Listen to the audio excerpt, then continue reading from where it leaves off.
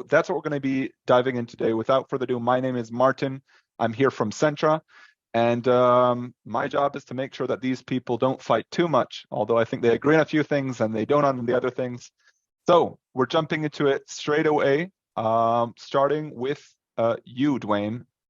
Could you just tell us from your experience, why is it so difficult to secure sensitive data and prevent breaches specifically in the cloud? And if you could tell us a bit about what used to be the case in security and what it is now and what's developed.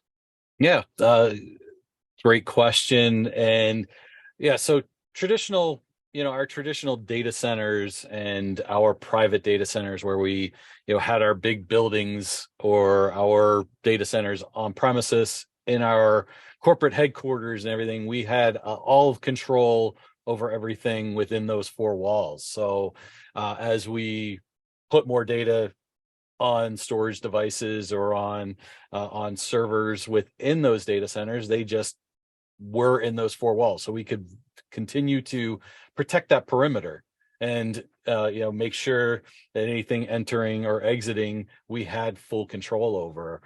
Now, as we start to migrate more and more data, obviously a very strong driver to moving to the cloud is the fact that we have these terabytes and petabytes and zettabytes of data within our organization. We keep ingesting more and more data on a daily basis. So buying large storage devices for on-prem becomes very expensive. There's not much return on the investment. So putting more data in the cloud is a definite driver for going to the cloud.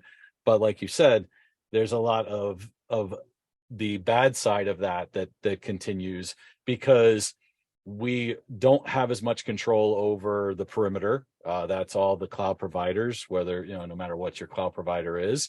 And then the sovereignty and the residency of that data becomes more and more of an issue of where that data resides, knowing what that data is, what you're putting that data into, properly separating the sensitive data from the public data, trying to keep that segmented as all these users and all of these operational technology continues to feed data into the cloud. It becomes just this large landscape of information that we aren't putting possibly the proper controls over and the proper custodianship in how we control that data. So that becomes a very big challenge, and in how we know where our data is and classifying it properly, so we can segment it and segregate it properly. Interesting. And Ron, could you, same question, why is it difficult to secure data on the cloud? And on top of that, just finish answer also what Dwayne addressed is, what have we been trying to do in order to address that? What data leak protection tools we've been using, and has it been successful, yes or no? Yeah, great question. So I think, first of all, I very much agree with Dwayne. I think he described it very accurately. There's, the cloud kind of promotes the usage of all of the services, and when I say cloud, I mean both infrastructure and platforms and staff, right? And everything is kind of like meant to work together. Everything's integrated. And this integration usually means the data is moving around, right? And all this, integrations make it very easy to move data, because, it enables a lot of new use cases, right? And you want these use cases because your primary goal as a company is to grow the revenue, right? To kind of, you get into this situation where you basically have to let your developers or your infrastructure be more dispersed, and to let the data sprawl everywhere, because you're not going to restrict the organization from benefiting from all this new technologies. So I think that this data sprawl is really like the reason that everything is becoming so hard to protect, right? Because you have more data, more people who can access the data, more places you can send the data to. So everything is kind of getting, exponential, and there's no turning back.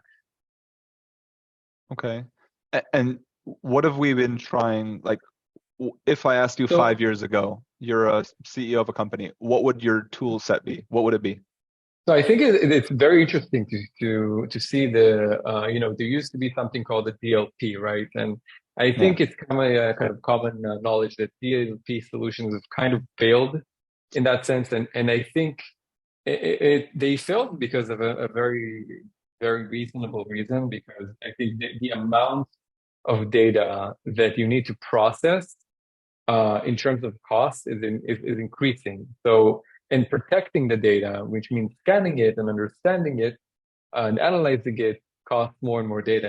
Now it just doesn't become cost efficient. So I think in the terms of a DLP solution, what DLP is a data leakage prevention, right? So from a prevention perspective, I think in the cloud, I don't see the technology getting there in terms of the ability to actually prevent data from going out because of the mainly of the cost, right? You have big data workloads, everything's just super expensive to process, very cheap to store, but expensive to process. And of course, the classification technologies are very hard to, very heavy compute wise. So the prevention side, I think, is kind of failing in that sense.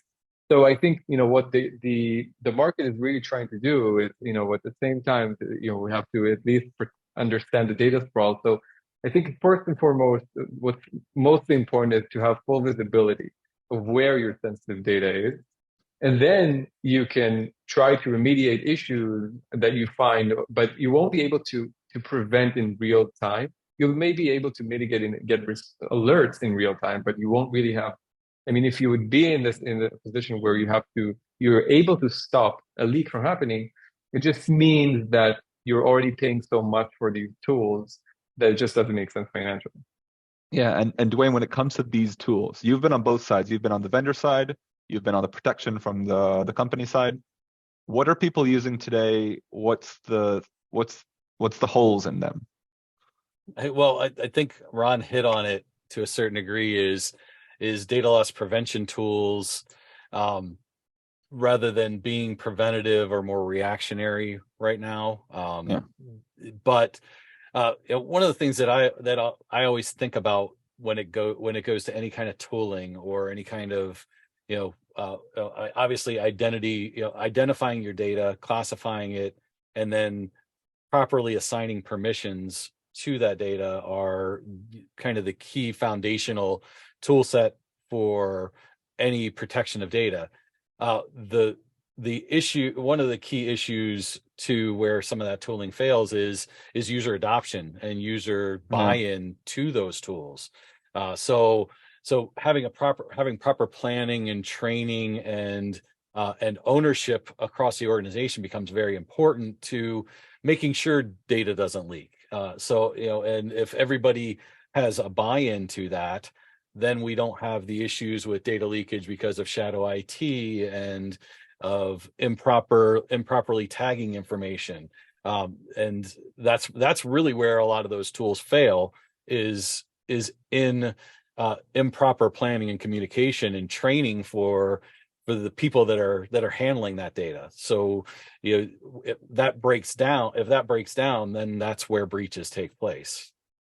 Okay, and regarding breaches, I'm interested. How about whoever has the first horror story first? Just jump in. But like, what comes to mind, and at least from working at Sentra for the past year, it's I keep on hearing about people in production copying data to an unsecure environment, working on their laptop. The former security architect's information was on a publicly accessible cloud. European client data was shown in an American area.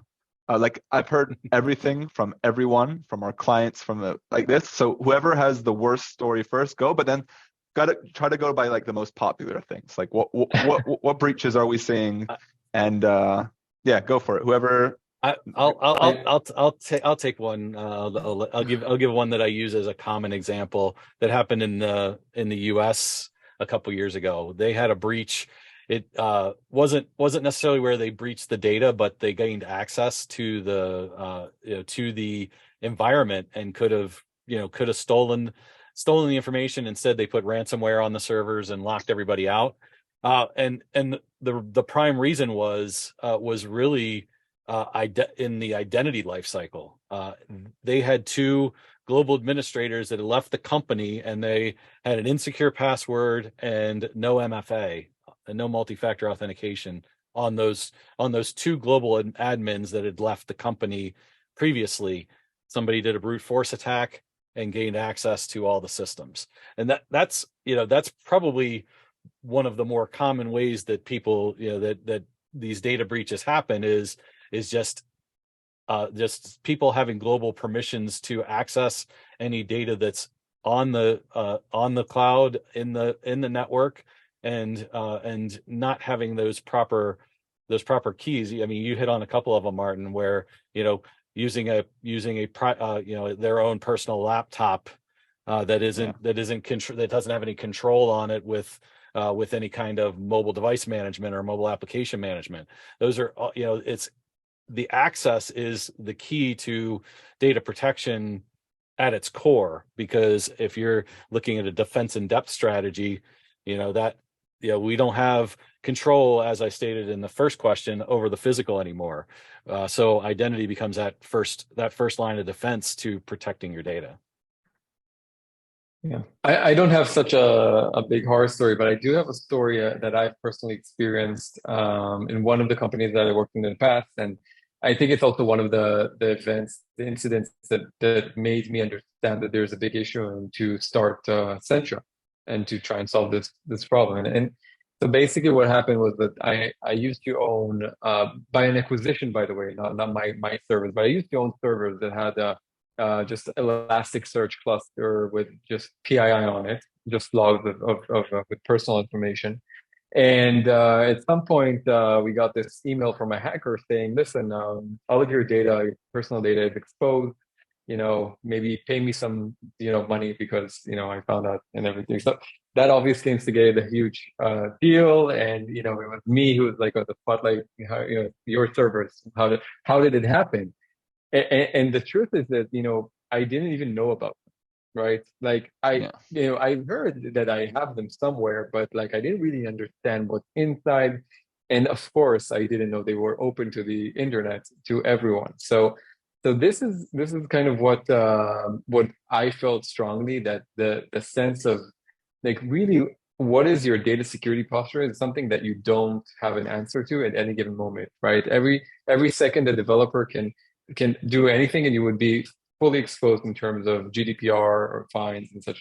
In this case, by the way, what happened is just that the firewall apparently just crashed, and when apparently on that machine the firewall crashed, it just let all the traffic in. So that was kind of weird, but it's you never know, right? You never know why it would happen, and I think it's kind of obvious that this problem, I would describe it, protecting data is like, data doesn't move fast, right? It's like a turtle in a room.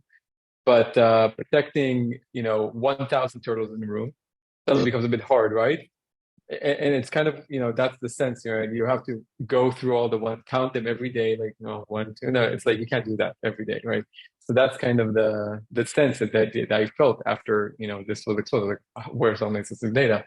Is it exposed? And it's just hard, right? Yeah. Well, now I have an image of 1,000 turtles in my head, but And I want to get into something, Dwayne, you mentioned shadow IT. Could you kind of give us like the Oxford Dictionary of what's shadow IT? I've heard of also shadow data, and tell us what's going on. And if you have another horror story that you've personally been on one side, either as a vendor or the client, the person itself that was breached, happy to hear. I mean, so shadow IT is essentially anything that's being used on a company network or to access company information that isn't part of the company policy. So I'll use an example.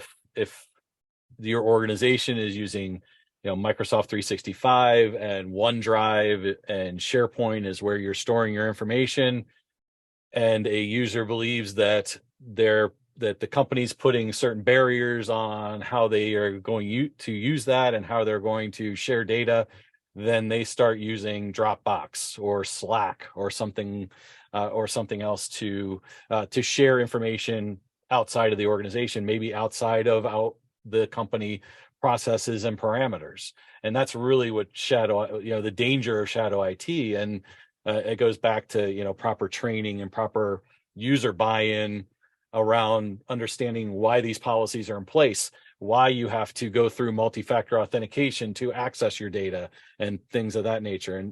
But if you make those security requirements ones that, and I always go back to, if anybody has ever been around or read, like the NIST requirements and has seen the CIA triad of confidentiality, integrity, and availability. I have a tattoo of that.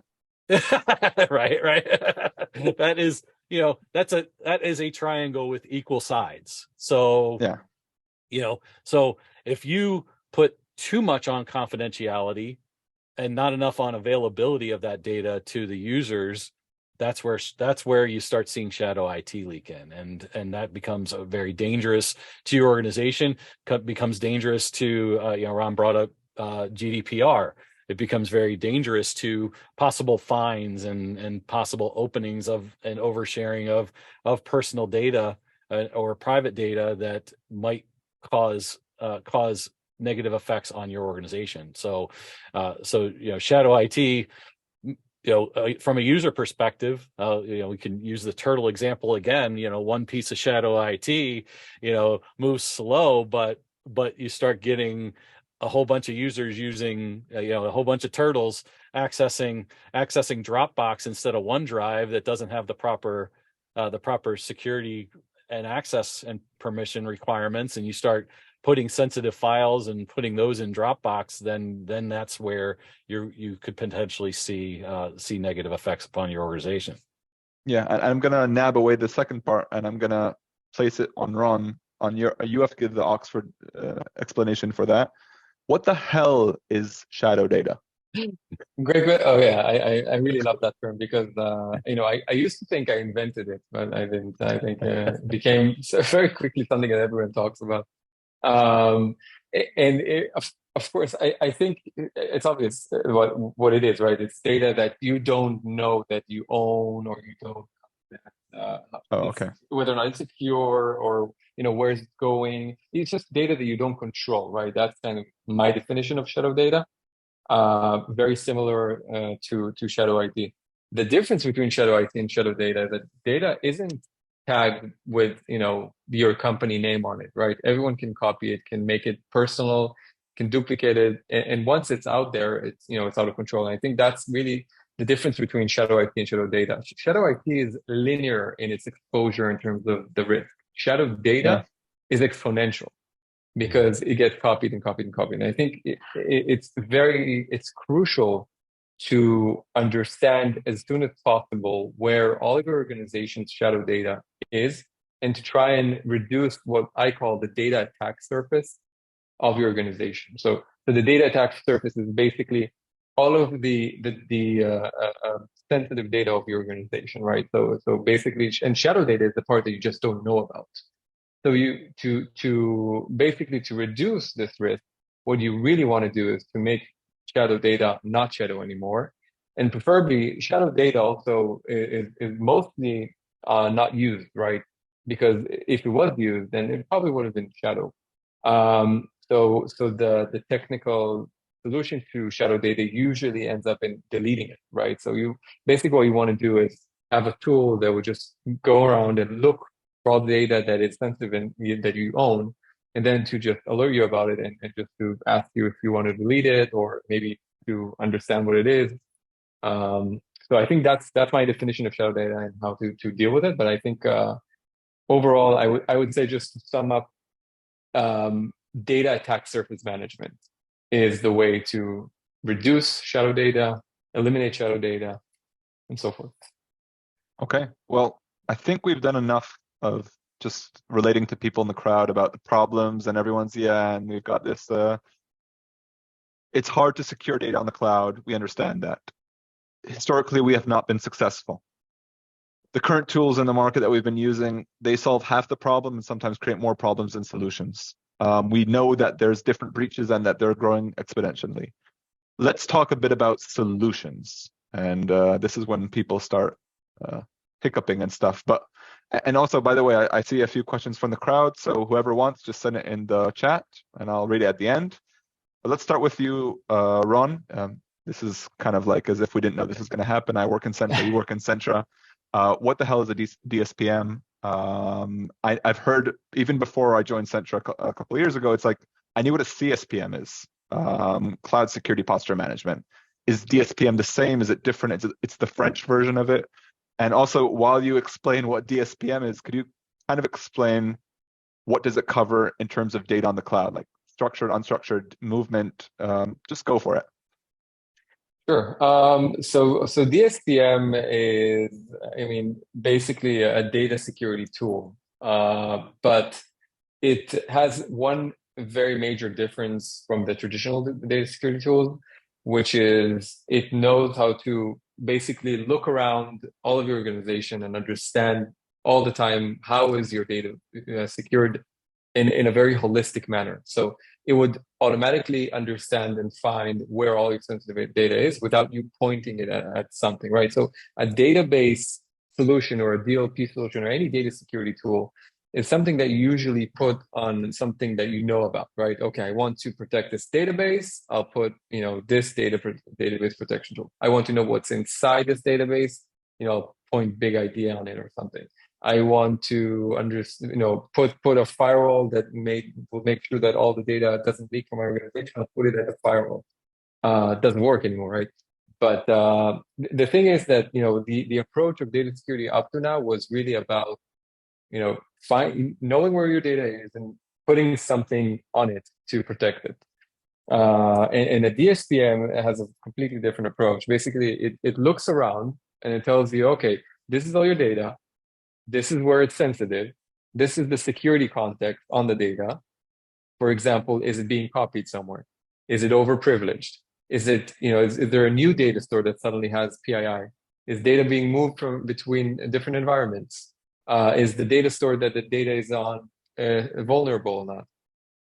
And of course, at the classification layer, they're on to understand where data actually is sensitive, to understand if it's personal information, financial information, developer secrets, healthcare information, source code, intellectual property. So all of this context is really, really important to understand, what to focus on. So it prioritizes the sensitive data first, adds the security context on the data, not on the infrastructure, right?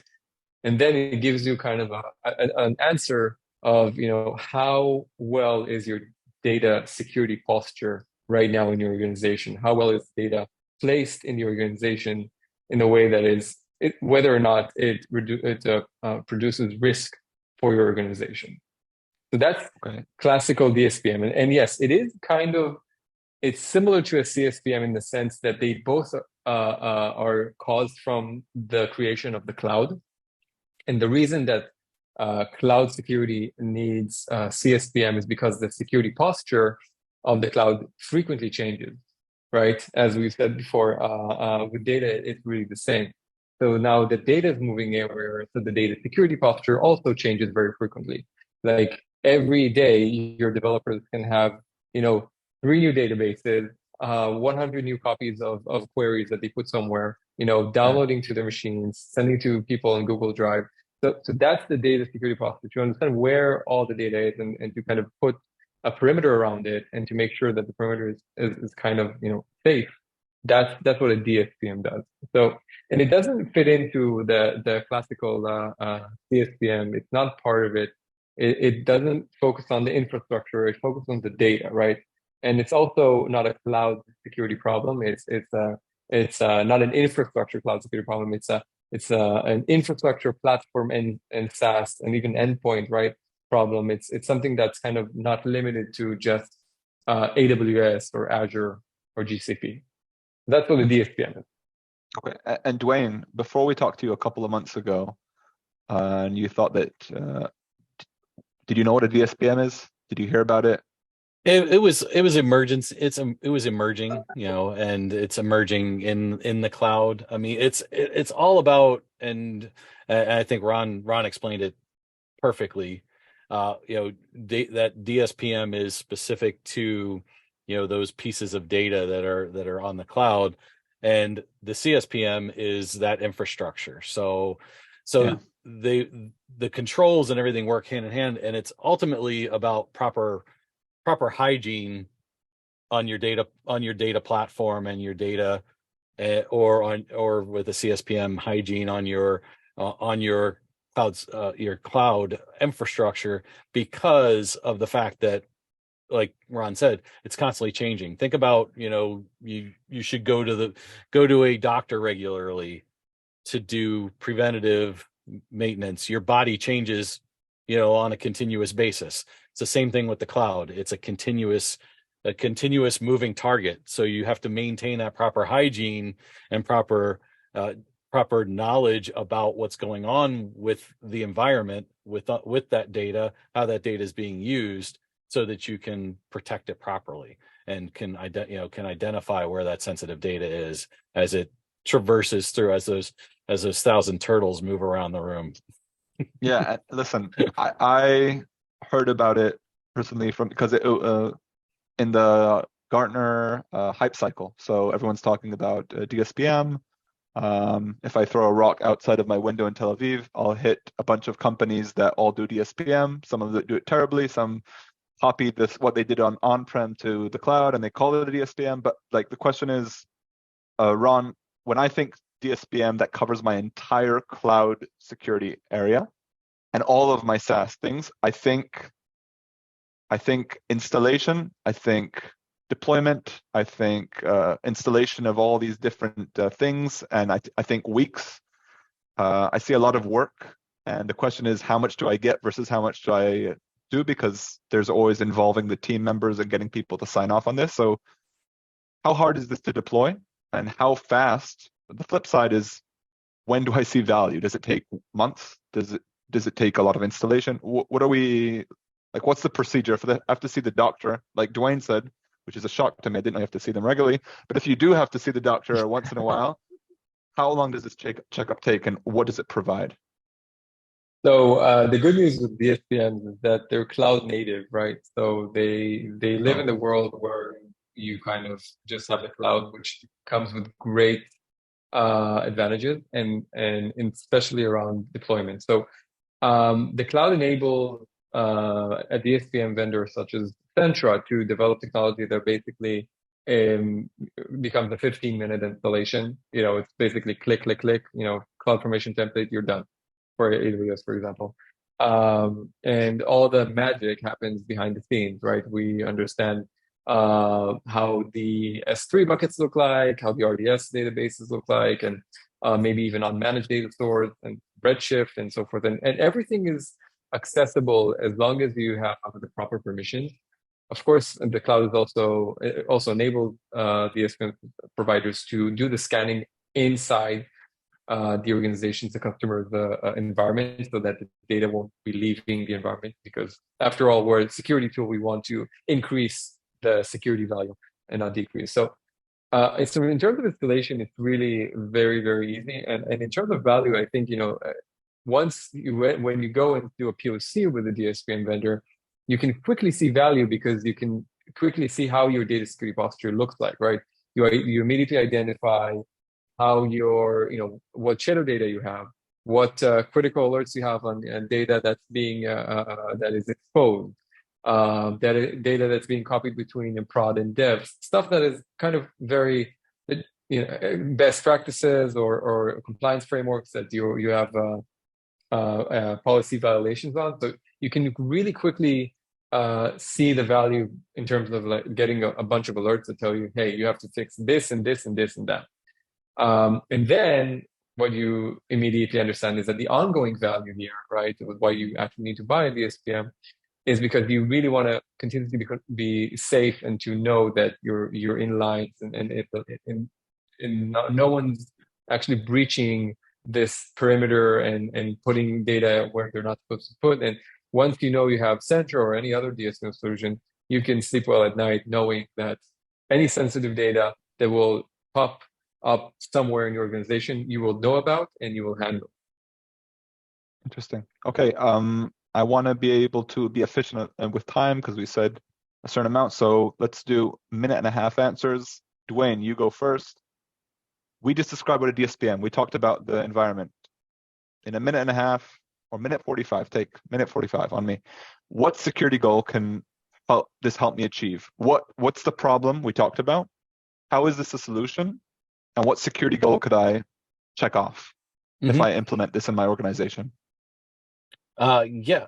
So data is the second most important asset to a company outside of their people, right? And with that, even there's personal data of their people within that data set anyway. So being able to utilize different tools to find that data, know where that data is, how it's accessed, used, stored, disposed of, should be priority number one to an organization. And using some sort of DSPM tool for that data protection, for the governance of that data, for, as I said, the data hygiene and understanding what's going on with that data, how that data is changing, getting those improvement responses and alerts to be able to continuously manage and monitor that hygiene should be a way, is a way to gain to achieve a major goal within the organization and provide a quick win to the company if they can show that, hey, I've put this tool in place.